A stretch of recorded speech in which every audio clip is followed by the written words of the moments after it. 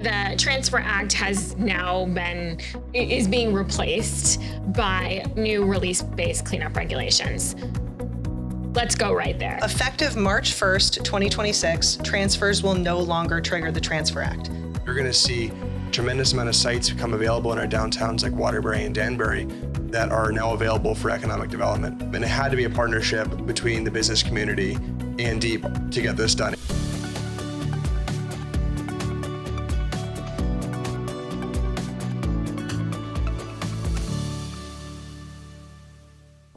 Thanks for joining the CBIA BizCast powered by Google. I'm Amanda Marlowe, and today we are joined by some familiar faces and some new ones to the BizCast. We have Pete Myers, our Senior Public Policy Associate here at CBIA, and Emilee Mooney Scott, a partner at Robinson+Cole. Hello. Welcome to the BizCast. Thanks for having us. We're excited to have both of you on today. You guys have kind of winding career paths, but you both have come together spending lots of hours together, especially in the past year, as part of CBIA's E2 Council, and really playing a really important role in passing the new release-based cleanup regulations out of this legislative session. So we're excited to have you here, but I want to start a little bit first, give us a little bit of background. So Emilee, tell us a little bit about yourself, how you got involved in energy and environmental policy. Certainly. So I'm a partner at Robinson+Cole in the Environment, Energy and Telecommunications Practice Group. I had a bit of an unusual path in that I chose environmental before I chose law. You know, I was always the kid out in the woods, you know, counting butterflies and bugs and whatever.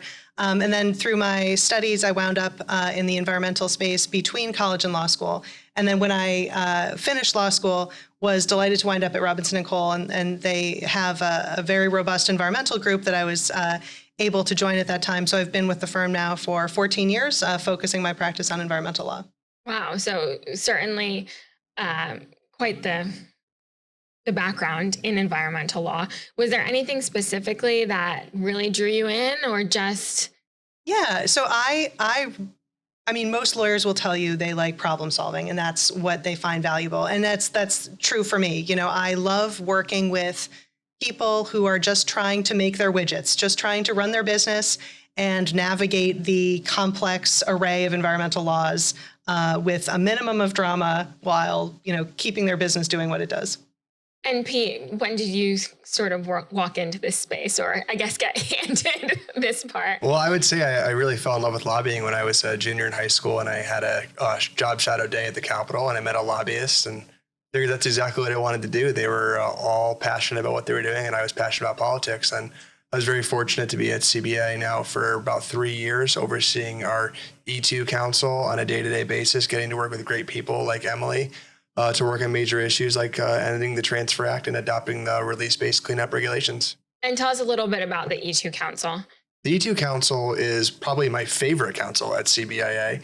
We meet monthly. We have different speakers that come in, both virtually and remote, and virtually and in person, where we talk about what's going on in the regulatory space in Connecticut, but also federally. We have Commissioner Dykes from DEEP has come, and DECD.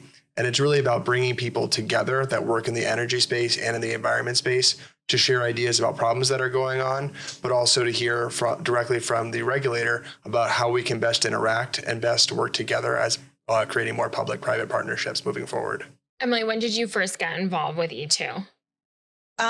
Several years ago, probably I became involved through my colleagues, Brian Freeman and Bob Melvin and others who have been involved with E2 for many years. I would think probably around 8 years ago, but I drifted in, coming to meetings here and there, and have been heavily involved through the release-based cleanup process for about the last 5. Yeah, and Emilee really has been an instrumental voice and just a sounding board.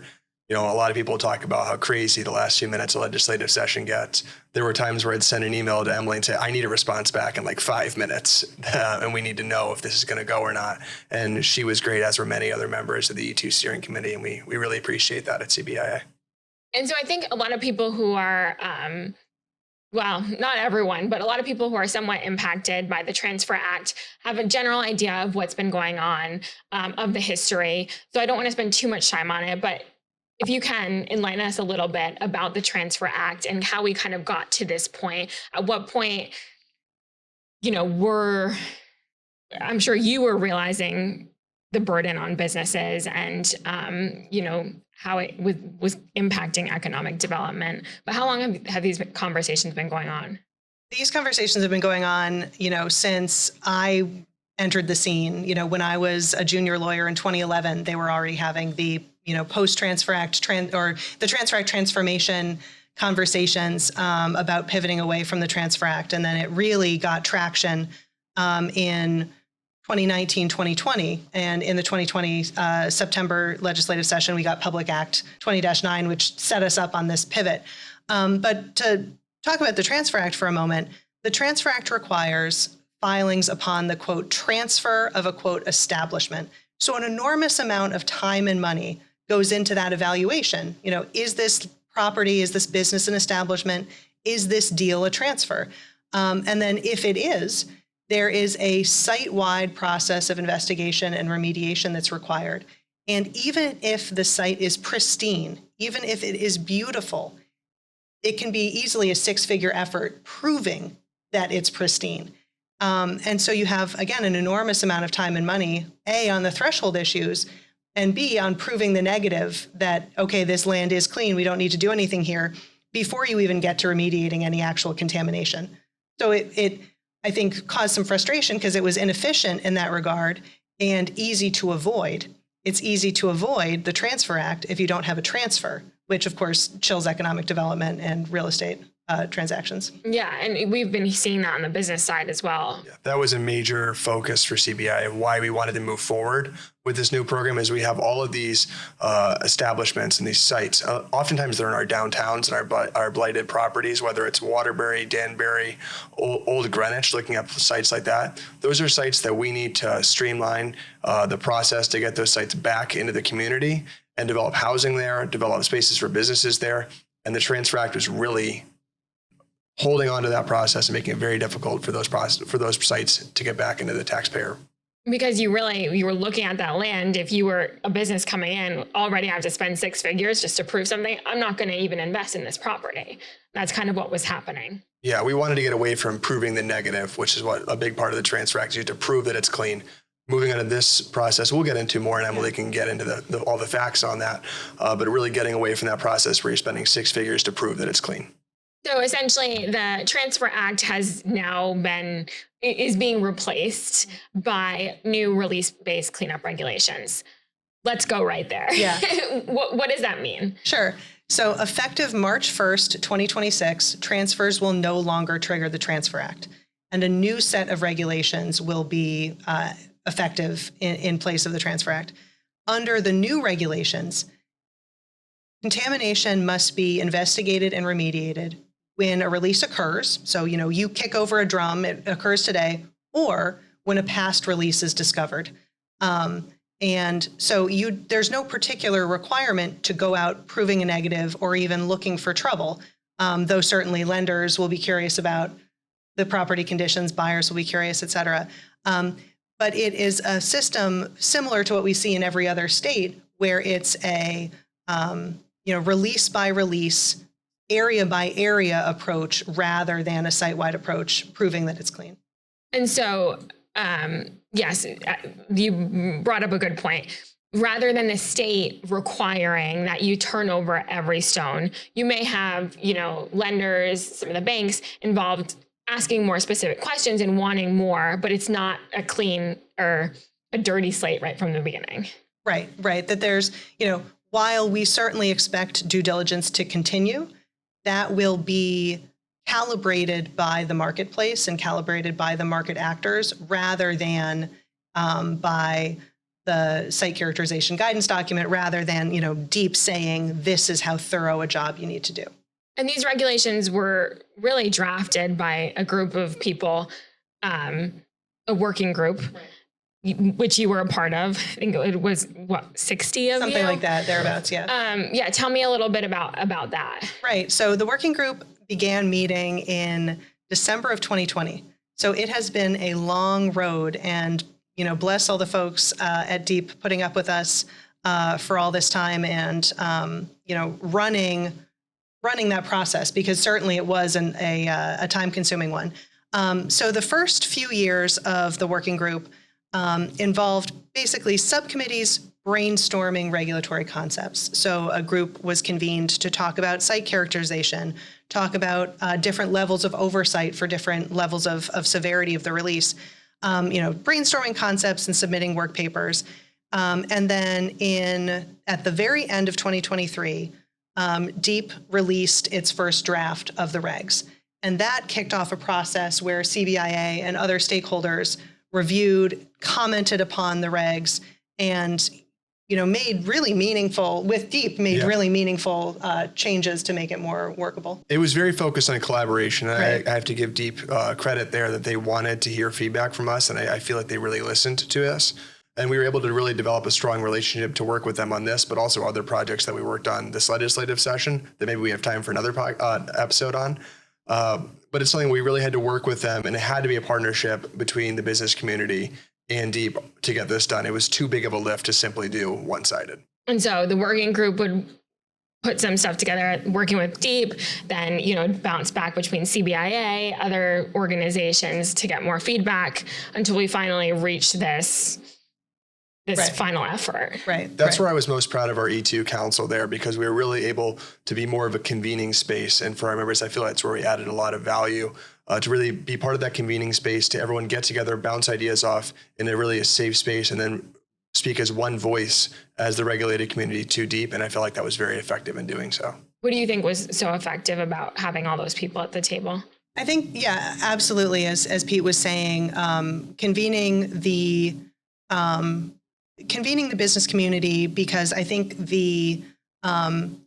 that story about like how you have a bunch of people and they're each feeling individual parts of an elephant, like when you have everybody's perspective, like one person may have bumped up against the Transfer Act in this way and another person may have bumped up against it in that way. But if you compile all of those perspectives, you get the full picture of how things work now and what we need to change.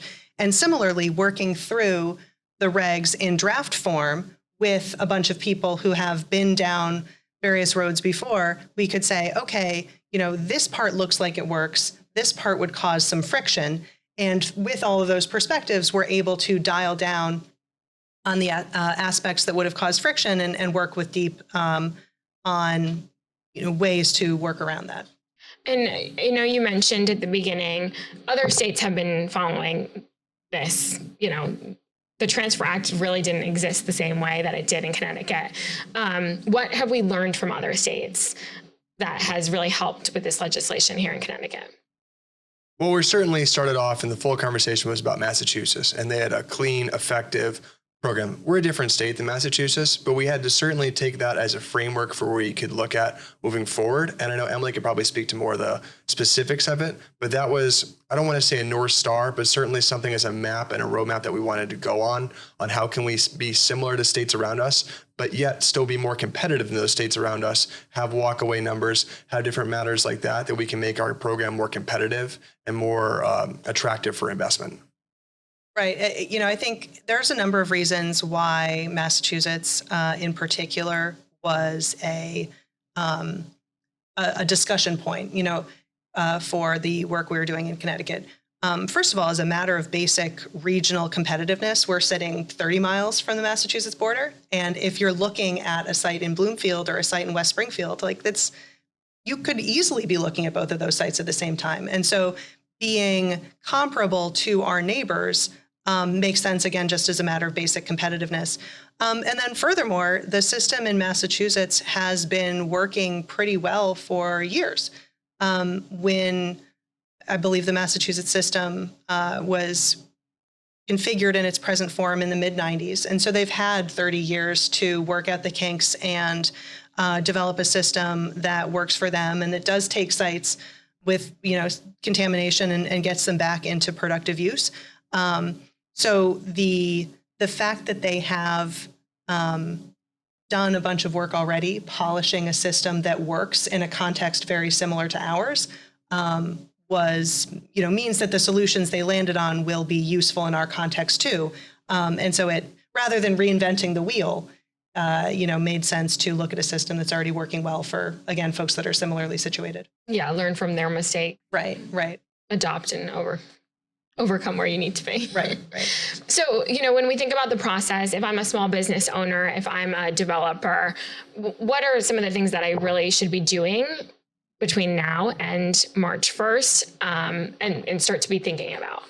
Yeah, I think if you are in a real estate context where you're considering buying or selling property, it is worth asking what side of the line you want to be on. If you are, considering transacting an establishment, would you like to go through the Transfer Act or would you like to go through the new system? And it really is a discussion that individual parties will need to have. And, there's some that would prefer like the devil, like, okay, I don't love the Transfer Act, but I at least know what it feels like. And, maybe I've already done so much work towards a Transfer Act verification on an old filing that it wouldn't be a big deal to, make a new filing, close that one out too, that sort of thing. Or maybe I want, for whatever reason, the thorough site-wide approach that the Transfer Act is built for. Whereas other parties will say, we're pivoting away from the Transfer Act for a reason. This new system fits my need better. I have no particular need to prove that I've turned over every stone. I'm comfortable that I understand the property within my risk tolerance, and I'd like to move forward under the new system, addressing concerns as I find them. So then you wait till March. Yeah. And something that we were really adamant about with the legislative side of this was that there needed to be a bridge out of the Transfer Act into this new system for sites that have been stuck in the Transfer Act and really want to get out of that system because it is not simply working for them and it is simply costing too much, and they want to try this new system. We were adamant that passed, and that was part of the legislative package that passed in House Bill 7085. So now that there's an option, and Deep will be working on that process of how that's going to all look and be available next March as well. So people that are kind of already in the weeds, Right. but Yeah, either want to pull out and start new. If you're in the weeds and you want to try this new system, it's going to be available, and we're working with Deep very often about how we can make that the most competitive process. Are there any key differences about how contamination is handled with the two processes? We haven't talked much about new releases, and I think that's something the business community is going to need to be aware of and get used to. At present, there is a set of spill reporting regs where if you have, a drum of whatever at your facility gets knocked over, you call Deep, you clean it up, and then the process sort of awkwardly ends there. There's no particular way to document that it has been remediated to the standards applicable to a historical release or anything else. So you control the immediate emergency, but then it kind of trails off. And so you may have a release that's closed in terms of the emergency has been corrected, but it's not remediated to regulatory standards. Under the new system, old releases and new releases will be subject to the same regulatory standards. So if you have, a drum gets knocked over in the parking lot a year from now, it will go through the same investigation and remediation process that would have been applicable if you had, mystery contamination in the parking lot. And so again, having that endpoint clearly defined and closing out new releases through the same process as old releases will be a big change. I don't know if there's anything. Yeah, no, the predictability is certainly something that a lot of our businesses were coming to us and saying is that the Transfer Act is an obscure product that you really never know the end date of. Some people can be stuck in it for years. We wanted a system that, has set deadlines that can be the most effective way and playing out for what's happening. Yeah, I always like to say is that the business community can handle anything as long as we can plan and prepare for it. And this program, we firmly believe, does that. What do you think is going to be the biggest impact on small business owners or land developers? Well, I certainly think going back to the downtown side, you're going to see a tremendous amount of sites become available in our downtowns like Waterbury and Danbury that are now available for economic development. So for those mayors and the governing bodies there, start looking for economic development partners there. And for the business community, that's going to be a good amount more space available for retail, commercial, but also for housing to help address our state's housing costs and being able to convert those sites into more housing products for the state. The biggest thing you're saving is time and cost. Time and cost, certainly. Yeah, but also making prime real estate available again to the business community that simply has just been out of commission and really out of the tax base for the last few years. What do you have you been speaking to clients who are like been hesitant to take a step on a piece of property and now are like, okay, can we go crazy in March? Yeah, I think, there is, I think cautious optimism, and, the cautious because it's always, a bit of a challenge to get used to something new, but certainly in the marketplace, there are conversations about, okay, we want this deal to happen. How and when is, the best way for it to happen.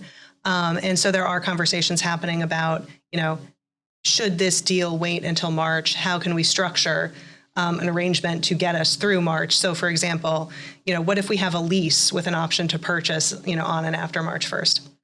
That sort of thing. So there's certainly discussions about structures that allow, say, a new occupant to come use a site while having, while having any remediation be under the new program. Sorry, go ahead. I was just also going to say, the new program will have also a bit of an impact on due diligence because in contrast to how we have it now, if under the new system, when contamination is discovered, it should be reported, investigated, remediated, et cetera. So there is some hesitancy about, okay, well, what does it mean to discover that after March 1st? And do I need to be careful after March 1st to know, okay, will my conduct really result in discovering contamination? Data available or generated before March 1st is not, quote, discovered. So I think there also is some due diligence activity happening now to get in the filing cabinet before the reporting deadlines go live. So what should they be doing the due diligence now? I think everyone will need to evaluate their own individual set of circumstances. Yeah. But I think, folks that are interested in doing deals should ask what side of that line do they want to be on before or after March 1st. And folks that are even in the sellers that are in the pre-marketing stages, I think should consider whether they want to do investigation now before the reporting deadline goes live, before the reporting requirements go live. On the cautiously optimistic point that Emilee brought up, it's certainly something that we also kept in mind with legislation that I just wanted to touch on real quick if we have time, that we focused on making sure that this review, like the release-based cleanup working group that's been going on since 2020, is going to continue at a smaller capacity in the ongoing years. So there's certain things that we might find in this program that, don't necessarily work. And this group is going to be continuing to evaluate that as things move along. My favorite saying I've been saying with this is when it's fully done, I'll be 30 years old. So I'm very excited about this the way in the future. I'm very excited about that entire program. But additionally, we wanted to make sure we did that because we didn't know what we don't know. There might be certain programs with this that we think could be a snag that might work perfectly fine. And there might be other reviews that we want to continue to improve. That working group, I believe, will give us a competitive advantage over our neighboring states that don't have that process, where there's a continued relationship where we're consistently working to make this program better. Yeah, so it's not like we're going to open up the regulations every year, but at least we can be continuing to get information. So if we need to adapt, right. we can. And that's where CBIA E2 can continue to add value in this process, is that there will be representatives of the business community on the reconstituted working group. So as the program is implemented, concerns of the business community can be anonymized and passed into that framework and hopefully addressed. And I think, we've been building this shiny new vehicle, but we won't really know how it drives until we take it for a spin. And we're not taking it for a spin until March 1st. Yep. So it is a huge relief that there is this feedback mechanism in place to evaluate how it drives and okay, there's a bit of a rattle on the left here. We should fix that. There's a mechanism for daylighting those concerns and addressing them. Dare I say a warranty? Oh. How did March 1st, is that to kind of give some of the other projects that were going through the Transfer Act some time? Yes, Deep promised the stakeholder community years ago that we'd have an ample runway, and the regs were adopted in their final format in the middle of May. And so from the middle of May to March 1st the following year sounds like a really long time, but there's a lot to do in the meantime. And just in terms of the deal life cycle, it takes, a few months of negotiations, due diligence between when a deal is first mentioned and when it closes. And we wanted to have, the stakeholders, expressed to Deep, and Deep agreed that you can't have people in the middle of a deal having the rules change on them by surprise. You need a long runway so the parties to a deal know what side of the line they're on and can react accordingly. Deep will be using that time to develop forms, develop guidance, otherwise kind of prepare themselves for the onslaught of reports and new filings that's to come. Really goes back to the predictability schedule. We wanted to make sure there's that timeline there. You can plan and prepare for this new system if you choose to enter that. Is there anything else that you think businesses should know as we kind of approach, more quickly than not March? Well, I think first and foremost, if you're a business and you have questions about this, joining E2 and getting involved with a group like that is a tremendous resource to be able to have access to people like Emilee and the rest of our members on our steering committee. If you do have those questions, and to figure out how can I proceed with that, but also as this program moves along, and if you're involved in the release-based cleanup program, you can have your voice heard if you think there are concerns that need to be addressed in that system. Right. And there can be, I think, members of the business community can be a bit reluctant to raise their own hands and say, I am having this problem. But E2 can take that feedback and pass it up in a way that's more, helps the individual members stay out of the fray. Yeah, that's certainly something CBIA is always willing to do for our membership, is really be the voice for the business community. Not always say the most popular thing, but say the thing that needs to be said. And so in closing, I do want to take a little bit of a step back. You guys have been working on this for a really long time. It's taken a lot of hours. I know, especially the people that are on that working group. But what advice do you have for others who are, in the fight, so to speak, in, maybe a similar battle or looking to get some regulations across the finish line? Well, I certainly think it's helpful to know what your ask is going into it. You want to know, we went into this program, this process looking at it, we knew we wanted to get rid of the Transfer Act. We knew we wanted to adopt a better program. You have to know where you want to get to. And I think that's certainly something, whether it's in a business transaction you want to get to, yes, whether it's me in the lobbying world wanting to pass legislation, you have to know what your end game is, and we'll work with you on a path to get there. Yeah, and I think just understanding, it's easy to understand Deep's motivations, right? They have their clearly stated mission of protecting Connecticut's environment. And so in that context, working with them to say, okay, everybody understands that your need here is to protect the environment. And here's how to achieve your goal in a way that's less painful and burdensome for us. So I think understanding their goals and honoring them while saying, this is how to achieve our goals too, helped, make some of those tweaks that I think will be useful. Certainly. And another shout out to the Commissioner Dykes over at Deep for really wanting to hear from the business community and wanting to be collaborative. And that's certainly something that will help to achieve those positive changes. And shout out to Graham and Brendan for all those many hours and working group calls with us. Well, thank you guys so much. We look forward to kind of hearing more. I know that you are going to be continuing to help businesses through this process. Do you want to share a little bit about that? No, certainly. So there is a lot to learn. I will be doing my own video series, kind of explaining individual bite-sized pieces of the new regs in between now and when they go live on March 1st, so folks can again, understand the individual requirements while preparing themselves to implement the new system. So we're launching a video blog series in the next few months, and certainly at E2 meetings between now and then and after, I'm sure this will be a perennial topic of discussion. Yeah, I look forward to watching those videos. I haven't heard about that yet. I'm very excited. It's going to be great. Well, thank you guys so much for being on this week's episode of the BizCast, and thank you for listening to our BizCast. You can listen, like, and subscribe to our podcast wherever you get your podcasts. Please leave us a review and let us know if you have ideas for a future podcast. And for more episodes, head on over to CBIA.com.